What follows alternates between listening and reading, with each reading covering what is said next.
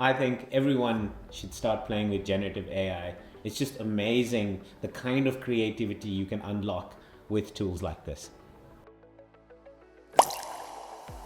So one of the most exciting things about the new world of AI is what you can do with Generative Fill, like Adobe has done in Photoshop.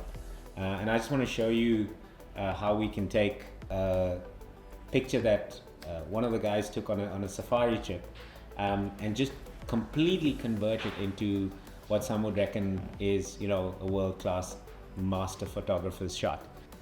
The amazing thing is, the first thing is you got to kind of choose the piece of the image that you want, and then as soon as you do that, you literally talk to Adobe using the Generative Fill box and can try and basically change it to what you're looking for.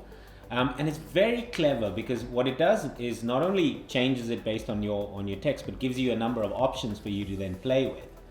Once you've played with it and once you've changed the image to kind of a background that you like, then what you can do is start to expand the image, and the intelligence that these models are displaying is fascinating.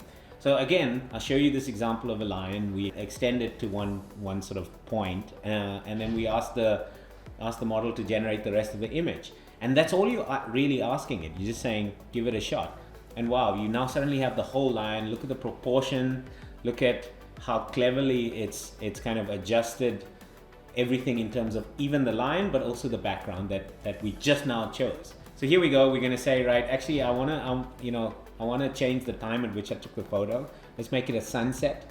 And the intuition that the AI displays, again, in creating that sunset and giving you options, as you can see, we've chosen the one option here.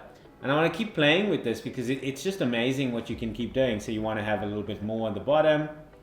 And it literally is working with an intelligent agent and asking it to do certain things. So in this case, I'm actually just picking a particular area, and I was like, what if, how amazing would it be if the lion was actually standing close to water? You select the area, you ask it literally like I just said, you describe what you want, and boom, you have a number of options and you can pick the one that you feel looks the best.